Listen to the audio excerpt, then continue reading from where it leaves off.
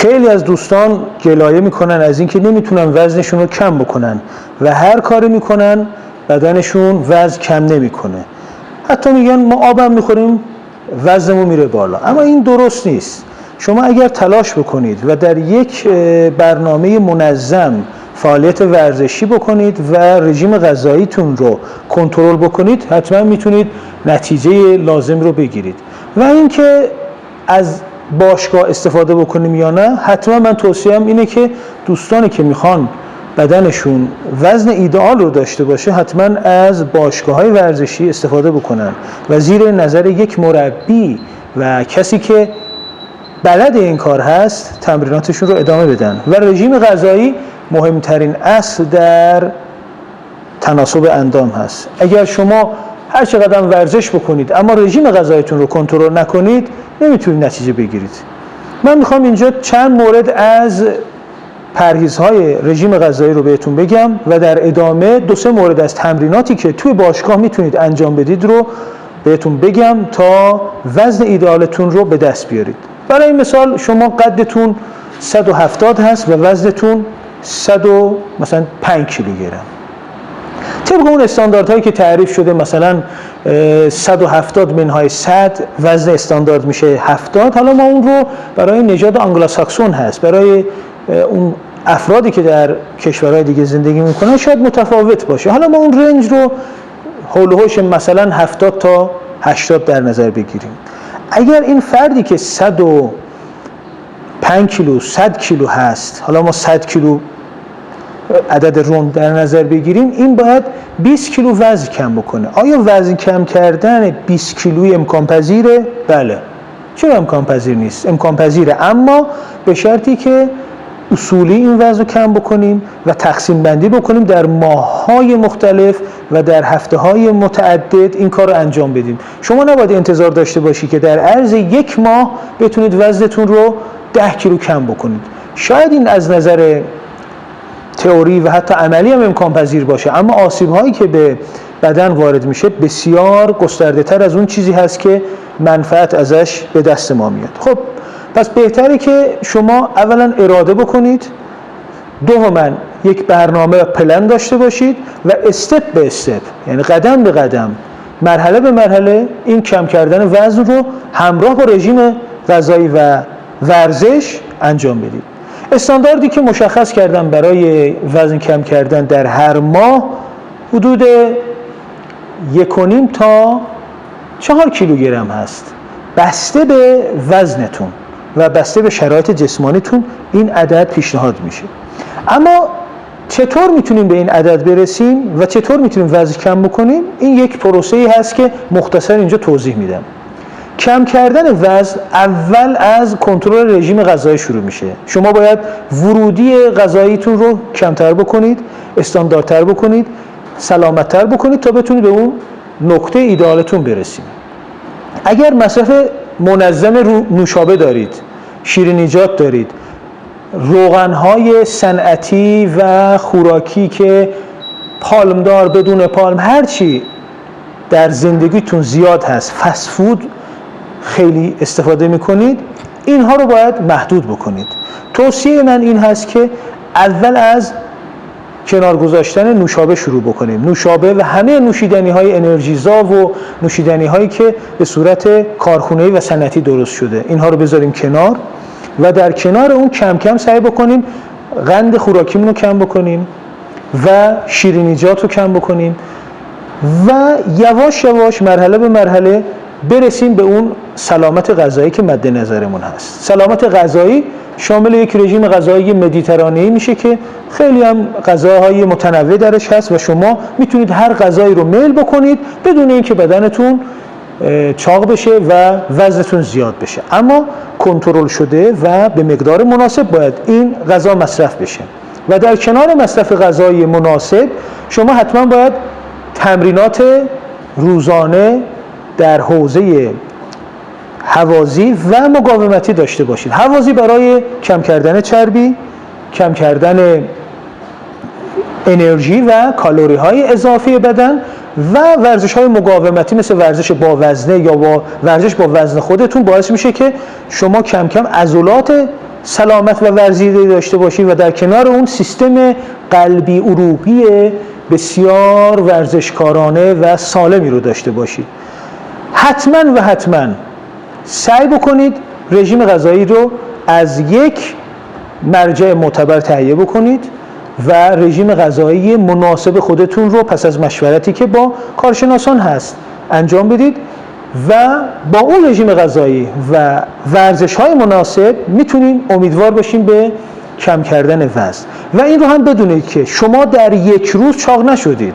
شما در طی روزهای متعدد و متوالی که پرخوری کردید، کالری کمی سوزوندین، ورزش نکردین، بی‌تحرک بودین، این وزن رو جمع کردیم. پس انتظار نباید داشته باشیم که در عرض 1 ماه 2 ماه این وزن رو کم بکنیم. اصلا اصولی هم نیست، چون در عرض 2 ماه 3 ماه وزن کم کردن باعث میشه که شما پوستتون شل بشه و حالت فرم بدنتون بسیار خراب بشه و اون حالت استاندارد و تناسب اندامتون رو از دست بدید. پس ما باید سعی بکنیم قدم به قدم با دریافت غذاهای پرپروتئین دقت بکنید. ما غذاهایی که میخوریم معمولا این 3 تا مواد انرژیزا هست. 1 کربوهیدرات که بیشترین هضم غذایی که ما میخوریم از کربوهیدرات، مثل نشاسته، قندها، برنج، ماکارونی، پاستا، نان و همه سیب زمینی، همه اقلامی که از این دست هستن اینا کربوهیدرات هستن. بیشترین هضم غذایی که ما میخوریم از کربوهیدراته و در وهله بعد پروتئین ها شامل گوشت، مرغ، تخم مرغ، ماهی ها، تن ماهی، لوبیا، حبوبات و لبنیات، همه اینها شامل پروتئین ها میشه. در ادامه شما باید مقداری هم چربی مصرف بکنید، اما چربی هایی که مناسب و مفید بدن هست. چربی هایی مثل چربی روغن زیتون، روغن کنجد و روغن های مایع که استاندارد هستن و پالم ندارن، میتونید به اندازه نیاز و توصیه شده استفاده بکنید. اما اون چیزی که برای رژیم های ما خیلی مفید و مهم هست در رژیم غذایی که ما میخوایم کالری از دست بدیم و کم کالری دریافت بکنیم، شما باید کربوهیدرات رو محدود بکنید، کمتر بکنید، چربی ها رو تقریباً به حداقل برسونید و پروتئین رو بیشتر بکنید. این یک قاعده کلی هست.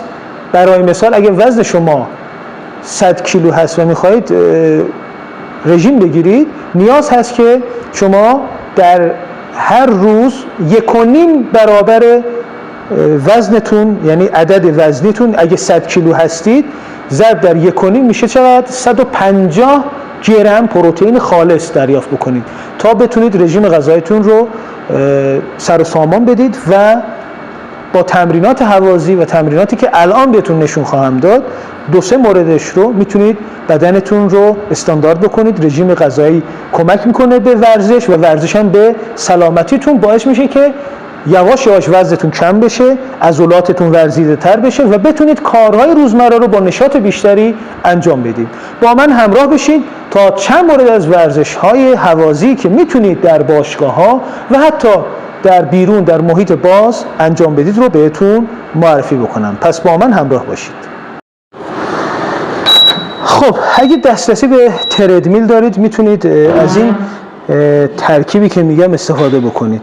توی تردمیل دویدن‌های طولانی مدت با سرعت زیاد همیشه هم کارساز نیست و باعث میشه که بیشتر به مفاصلتون آسیب برسه، چون شما میخواید وزن کم بکنید و در این مسیر حتما مفاصلتون تحت فشار هست چون وزنتون زیاد هست و باید سعی بکنید اصولی تمرین بکنید. توصیه من به شما این هست که با سرعت 4 کیلومتر در ساعت و شیب ما بین 4 تا 6 میتونید شما تمرینتون رو انجام بدید به مدت حالا مثلا 20 دقیقه. بسیار عدد خوبی است. میتونید نزدیک 250 کیلوکالری بسوزونید که خیلی عدد خوبی است برای چربی سوزی. و اینکه اگر یه خورده پیشرفته تر بخواید برخورد بکنید با این تمرینات، میتونید سرعتتون رو تا 6 هم ببرید بالا و نهایتاً شیب تردمیلتون رو میتونید تا 10 ببرید که این باعث میشه که چربی سوزی واقعی اتفاق بیفته و این رو هم بدونید که چربی تنها پس از رد شدن از سیستم فسفوژن که 30 ثانیه انرژی میده به ما و بعد از اون سیستم بی‌هوازی یا اسید لاکتیک هست که تا 3 دقیقه به ما انرژی میده. شما اگه 12 دقیقه به بعد هر فعالیت ورزشی رو انجام بدید و مدتش بیشتر از 12 دقیقه باشه، مطمئن باشید که شما وارد فاز چربی سوزی شدید و چربی سوزی خوبی رو میتونید شاهد باشید بدون اینکه هیچ مکملی رو مصرف بکنید. همین سیستم رو اگر پیاده بکنید توی باشگاه و اگر باشگاه وجود نداره و امکان رفتنتون به باشگاه نیست، میتونید از محیط باز و در فضاهای مناسب این پیاده روی رو انجام بدید. شما با گام‌های بلند و سریع، حالا اون معمولا همه گوشی ها گام شمار دارن، میتونید از اونجا ببینید که با چه سرعتی میرید و چه مسافتی رو طی میکنید. در روز اگر شما بتونید 2 تا 3 کیلومتر راه برید، این راه رفتن معمولی خیلی میتونه به سلامتی و چربی سوزی شما کمک بکنه. حالا بریم با دوچرخه هم بهتون نشون بدم که چطور میتونیم تمرینات رو انجام بدیم. یه لحظه این 4 و شیب خب بست. خب شما میتونید توی دوچرخه هم اگر دوچرخه هایی به این شکل دارید میتونید حرکت رو انجام بدید و لول رو بیارید، لول رو مشخص بکنید. ببینید لول 3 هست، سعی بکنید لول 5 رو بزنید و مسافت رو هم اینجا نشون میده، این مسافت رو نشون میده و این هم زمان رو نشون میده. اگر شما بتونید با این هم سرعته، الان این داره سرعت رو نشون میده 30 کیلومتر در ساعت با لول 5 یا 6.